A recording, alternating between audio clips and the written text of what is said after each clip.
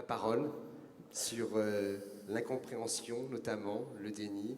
Je te laisse à la fois rebondir sur peut-être... Rebondir, oui, sur votre description qui était vraiment extrêmement fine et parfaite pour moi de la crise que vit un malade à qui on annonce la maladie d'Alzheimer et qui doit renoncer. Et cette crise qui est vraiment la rupture dans le cours des choses et qui nécessite des aménagements, des aménagements qui là me font rebondir sur nous soignants, en effet, sur quand on se réaménage, il faut du temps. Et cette temporalité, elle est vraiment primordiale et elle n'est pas forcément le temps que l'on a en plus. Et c'est bien souvent, là je pense, je vois un des médecins avec qui je travaille dans la salle, on a un patient accueilli en accueil de jour pour qui François nous proposait de le prendre à l'accueil de jour parce qu'il le sentait très fragile sur l'annonce d'un diagnostic, un malade relativement jeune, 70 ans, 72 ans, qui a vraiment été très, très fragile là-dessus. Et donc paradoxalement, on lui propose de venir à l'hôpital de jour où il n'y aura que des malades d'Alzheimer, comme quoi on a confiance dans ce qu'on propose, parce qu'il va vraiment confronter les autres malades et on va parler ouvertement des troubles de la mémoire et ça se passe très très bien pour ce patient qui est un patient très rigide, ancien ingénieur, qui a du mal à exprimer ses émotions, exprimer tous ces changements et finalement ça se passe bien. Et l'autre jour en parlant avec François, il était surpris parce que en discutant avec ce patient me dit, je lui dis mais alors comment vous vivez, comment vous expliquez ce que vous êtes en train de vivre? Il me fait mais le docteur m'a expliqué, avec les hippocampes que j'ai, forcément ça marche plus. C'est-à-dire qu'il n'était pas du tout dans pour lui, l'intériorisation de ce diagnostic, c'était pas j'ai la maladie d'Alzheimer, donc avec tout ce que nous on entendrait par ça, c'était tel un bon ingénieur qui regardait les choses avec précision, avec les hippocampes que j'ai, comment voulez-vous que ça marche? Et c'est là où moi je pense, face à une position qui ressemble au déni, à l'incompréhension, la première chose que je pense, c'est qu'il faut qu'on se regarde nous. C'est-à-dire que quand quelqu'un ne nous comprend pas, c'est peut-être qu'on s'exprime mal. Et vous parliez, monsieur, aussi de double peine, c'est un peu ça, c'est que les malades d'Alzheimer ont des troubles vous le savez, de mémoire, du langage, de compréhension, et en plus on va leur en vouloir parce qu'ils ne comprennent pas. Mais c'est logique, ils sont malades de ça. On n'en veut pas un aveugle de ne pas voir. Et donc c'est un peu cette idée-là pour le malade d'Alzheimer. Souvent, on va utiliser ces mots à mauvais escient qui vont être la nosognosie ou le déni, qui sont vraiment des définitions très précises. La nosognosie, des neurologues sont présents pour nous en parler. On a tous eu des gens atteints de démence frontale qui n'ont vraiment aucune conscience de leurs troubles. De la même manière, le déni, quand vous avez un psychotique qui dénie une part de la réalité, ce sont des mots qui sont très précis et pourtant qu'on utilise dans le langage commun. N'importe qui va dire, bah oui, il dénie la situation. C'est loin d'être aussi simple. Je crois que c'est ça l'accompagnement, c'est ça le temps face à cette crise et cette rupture, c'est de réfléchir à ce que l'on dit. Là, j'ai une autre image en tête d'une autre patiente, une pauvre dame qui est dépressive depuis 30 ans.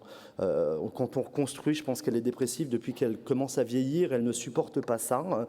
Et on n'a pas de souplesse. C'est-à-dire que pour elle, c'est soit elle est sénile, comme elle dit, ou soit elle est bien. Donc c'est la seule alternative qui existe. Donc à chaque fois qu'on vient lui dire, mais vous savez, on aimerait bien qu'il y ait une infirmière qui vienne chez vous, elle dit, mais pourquoi vous me dites ça? Mais je ne suis pas sénile, je ne veux pas être sénile, ça y est, vous m'enterrez.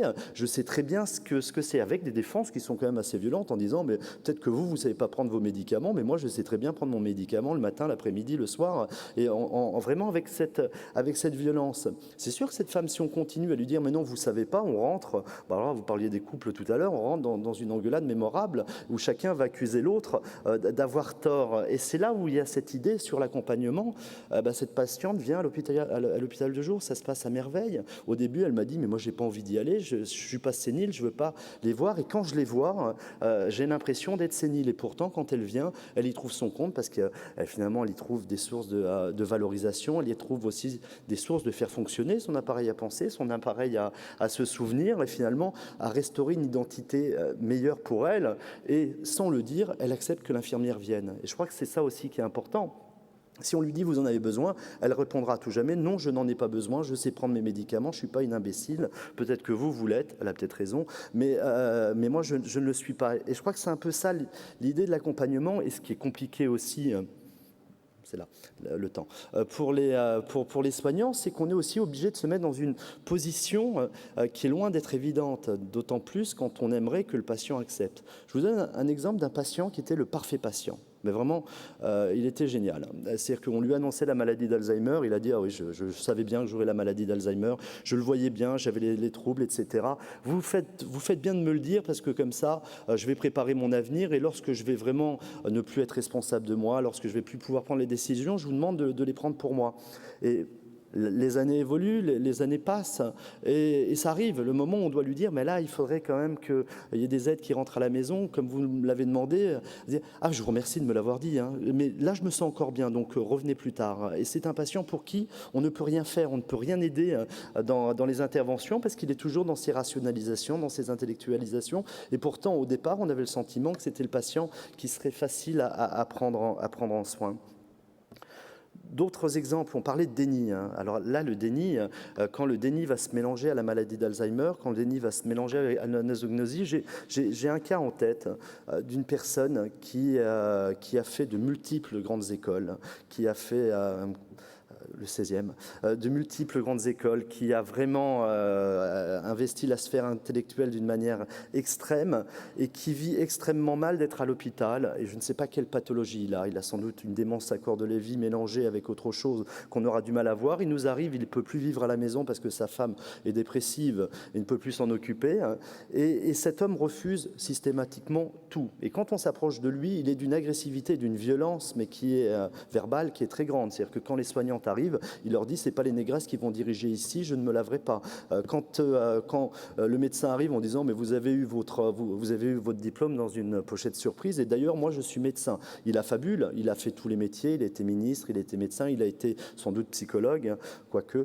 Et en tous les cas, tout ce qui est valorisé, il l'amène, et c'est vraiment un homme, moi, il est très drôle quand il me dit, mais lui, il se prend pour Victor Hugo, il croit qu'il va me parler. Enfin, on le sent dévalorisé à chaque fois qu'on vient lui dire, le mettre à mal finalement dans une réalité, vous n'êtes plus capable de. C'est quelque chose qui est d'une grande violence pour lui, et donc ça explique ses réactions violentes, qui sont guère amusantes. Enfin, sur Victor Hugo, c'est amusant, sur les autres, ça l'est quand même nettement moins. Et ça peut rompre d'ailleurs la qualité de la relation. Et cet homme, donc on lui propose de venir vivre en long séjour, qu'il, évidemment, il n'en a pas besoin parce qu'il va partir en voyage, donner une conférence, peut-être à Lille. Et il est loin de tout ça. Et jusqu'au jour où, au bout de 3 fois, 4 fois, il dit « j'ai décidé une chose, je viendrai habiter ici ». Et donc c'était sa manière, comme quoi le déni à ce moment-là a réussi finalement à s'estomper par la reprise de possession qu'il a et le contrôle qui lui reste et qu'il peut lui donner. Mais tout ça, ça veut dire que c'est du temps. Ça ne se joue pas en une consultation, ça ne se joue pas même en un neuroleptique. C'est quelque chose qui prend du temps et qui prend, même pour quelqu'un de pas aimable comme lui, du temps de la relation et du bon soin qu'on doit conserver.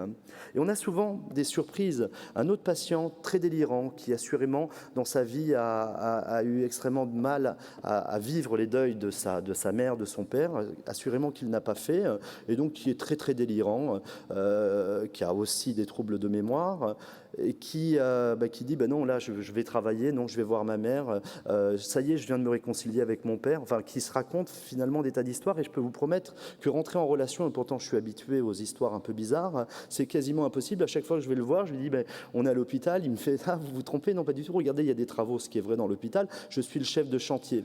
Et donc on est vraiment dans une non-relation, et avec la dépression du psychologue et de l'équipe sur qu'est-ce qu'on va faire et comment on va pouvoir le faire. Et l'autre jour, il était avec sa femme en train de fumer son cigarillos, et je passe devant en me déprimant, en me disant il veut rien entendre. Et il se trompe, mais quand même, il me fait « Hé docteur !» Et donc là, par habitude d'être de cette erreur, je me retourne quand même, et il me fait « Là, vous voyez, je suis bien ». Donc cet homme qui refusait absolument tout dans la communication, dans l'entretien, sur même une perception de sa réalité, était capable à ce moment déjà de reconnaître qu'il était dans un système hospitalier et de pouvoir dire « là je me sens bien ». J'espère que je suis clair et que ça répond au sujet, et que je rebondis bien. Et ce temps est toujours très, très, très perturbant. Je finirai, il me reste 1 minute, je finis par une autre histoire, alors pas par celle-là.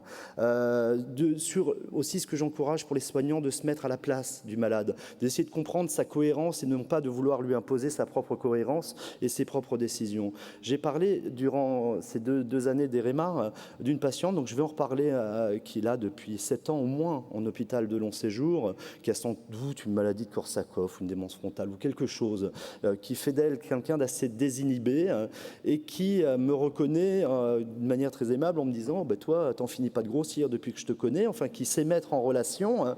Mais enfin, vous voyez, la relation existe, la relation est bonne.